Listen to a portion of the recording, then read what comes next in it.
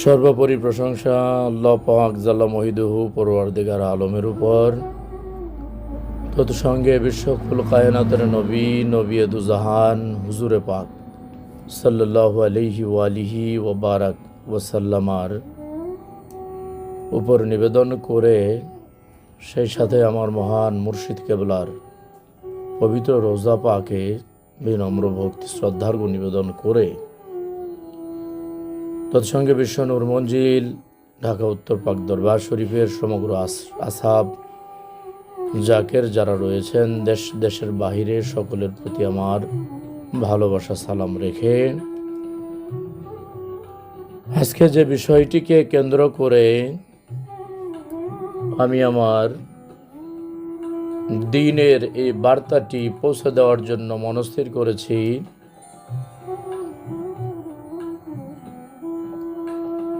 সেই মূল প্রতিপাদ্য বিষয়টি হচ্ছে শানে আহলে বায়াত, অর্থাৎ আহলে বায়াতের শান এবং আজমত প্রসঙ্গে।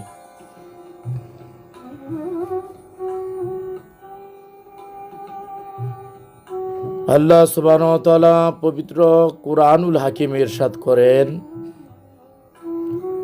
সূরা শুরার 34 নম্বর আয়াতে পাকে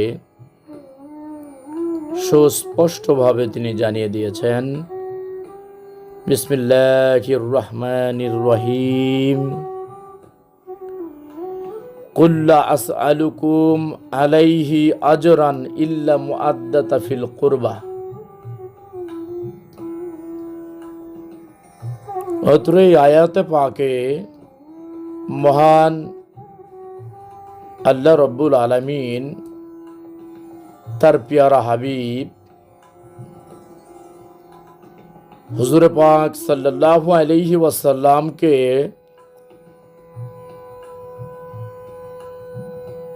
জানিয়ে দিয়েছেন, হে নবী, আপনি দুনিয়ার জমিনের আপনার উম্মত দিগকে বলুন, কুল্লা আসআলুকুম আলাইহি আজরান ইল্লা মুআদ্দাতা ফিল কুরবা, আপনার কুরবত সম্পর্কে, আহলে বায়াত সম্পর্কে, যে আমি হে উম্মতগণ তোমাদের নিকটে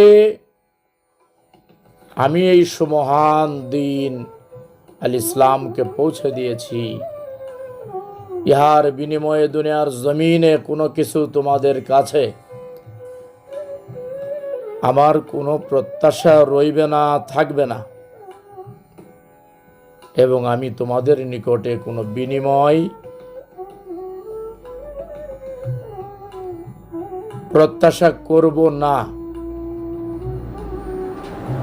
কেবলই আমার এই দিনের সুমহান বাণী তথা আমি রসুলে পাকের কুরবত, আহলে বায়াত, রসুলে পাকের আহলে বায়াত বমানা আল্লাহর হাবিব সাল্লাল্লাহু আলাইহি সাল্লামের পবিত্র বংশধর তথা পাক পাঞ্জাতন, এর মোহাব্বত তোমরা যুগে যুগে তোমাদের অন্তরে ধারণ করিবে। ইহার বিনিময়ে তোমাদের জন্য আমি রসুলে পাকের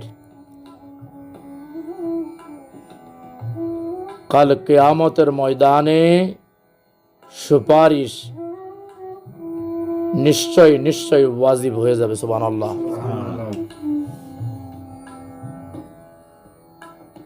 এবং তোমরা, আল্লাহ তো রহিম ও রহমান,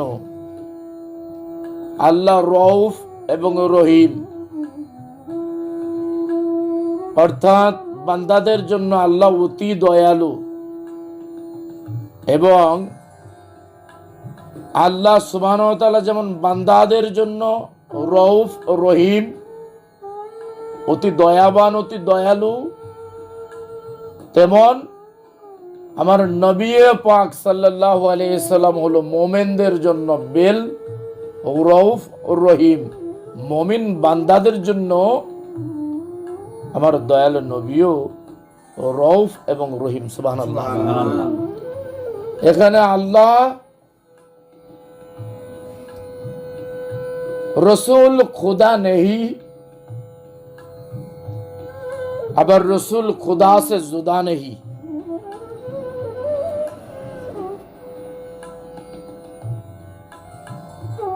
যদি আল্লাহ সুবহানাহু ওয়া তাআলার কোন বান্দা দুনিয়ার জমিনে ইত্তেবা করতে চায়, আল্লাহ রাব্বুল আলামিন কুরআনুল হাকিমে ফরমান, আতিউল্লাহি ওয়া আতিউর রাসূল। দুনিয়ার জমিনে কোনো বান্দা যদি আমি আল্লাহ সুবহানাহু ওয়া তাআলার ইত্তেবা করতে চাই, তবে যেন সে আমার রাসূলের পাকের ইত্তেবা আগে করে। সুবহানাল্লাহ।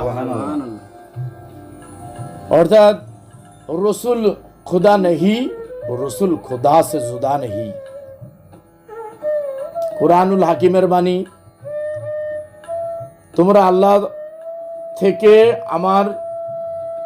আমি আল্লাহ থেকে আমার রসুলকে তোমরা পৃথক করিও না। এটা কোরআনের স্পষ্ট বাণী। অতএব কারণে যারা দুনিয়ার জমিন থেকে আল্লাহর হাবিব সাল্লাল্লাহু আলাইহি সাল্লামের আহাল, তো অর্থাৎ আলে মুহাম্মাদের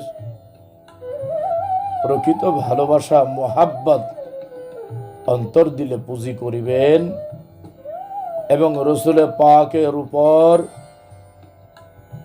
পরিপূর্ণ ঈমান আনয়ন করিবেন, তাদের জন্য আল্লাহ পাকের গ্যারান্টি হচ্ছে আল্লাহ রাব্বুল আলামিনের জবানেরই বাণী, গাউসে পাকের পবিত্র কালাম আল ফাথুর রব্বানি ওয়া ফাইজুর রহমান কিতাবের মধ্যে আমার গাউসে পাক বলেছেন, ইন্নী আখাযতু সাবিনা মাওসিকাম মিনাল্লাহি তাআলা মুরিদি লা ইয়ামুতু ইল্লা বি তাওবাতি ওয়াল ঈমান।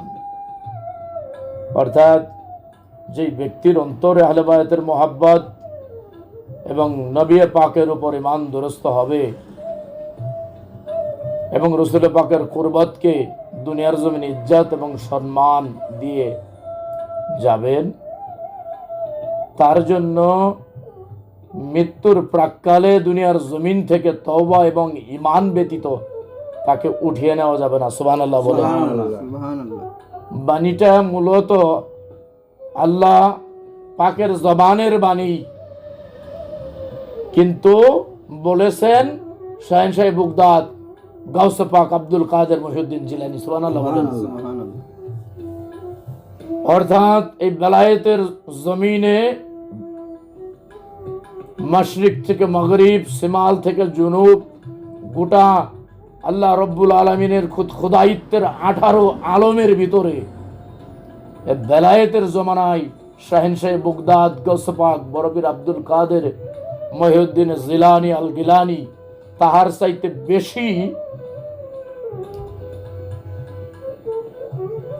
ক্ষমতা আল্লাহ পাকের খুদায়িত্বের জমিনে আর কাউকে আল্লাহ রব্বুল আলামিন দেননি। যাকে দিয়েছেন তিনি শাহেনশাহ বাগদাদ। সুবহানাল্লাহ বলেন। সুবহানাল্লাহ। অতএব কারণে আল্লাহ পাকের পিয়ারা হাবিবের বংশধর তথা আলে নবী, আহলে নবী, আমরা যেন তাদের তাজিম এবং আজমত দুনিয়ার জমিনে তাদের কুরবাত কে যেন হৃদয় মনে ধারণ করে, যে ঈমানের মূল ঠিকানা হচ্ছে আমার দিনের নবী মুস্তাফা সাল্লাল্লাহু আলাইহি ওয়াসাল্লাম। অর্থাৎ যে ব্যক্তির ওয়াহিদানিয়াতের মোহর রয়েছেন তার আমলিয়াতের মধ্যে, কিন্তু রেসালিয়াতের মোহর তার আমলিয়াতের মধ্যে নেই, ঠিক যেমন তার ইবাদত আল্লাহ পাকের দরবারে গৃহীত হবে না। আজকের এই বেলায়েতের যমুনায় আল্লাহ পাকের ওয়াহিদানিয়াতের মোহর আল্লাহ পাকের বান্দার আমলিয়াতের মধ্যে যদি থাকে, আজকের এই বেলায়েতের জমানায় তার বেলায়েতের সিলমোহর যদি তার আমলিয়াতের মধ্যে বান্দার না থাকে, তবে তার এই বন্দিগি আল্লাহ পাকের দরবারে ইজ্জতের সাথে গৃহীত হবে না। নাউজুবিল্লাহি মিন যালিক। যেমন একটি আসল দুনিয়ার জমিনের টাকার নোটের সঙ্গে যদি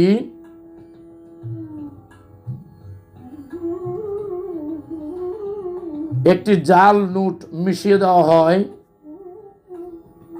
সেই জাল নোট আর আসল নোট, রাষ্ট্রায়ত্ত সিলমোহর সম্পর্কিত যেই নোট আর জাল নোট যেমন অবৈধ গৃহীত হবে না, তেমনি তার জীবদ্দশায় বান্দার যত আমলি করুক না কেন, যদি তার আমলিয়াতের মধ্যে রুখসাত, যদি খুলুসিয়াত এবং ইখলাস হুজুরে পাকের উপর সহিশুদ্ধ ঈমান দুরস্ত না হয়, আল্লাহ পাকের দরবারে সেদিন তার সকল আমল জুঠা এবং সেদিন সকল আমল এক্সপেল হিসেবে পরিগণিত হবে।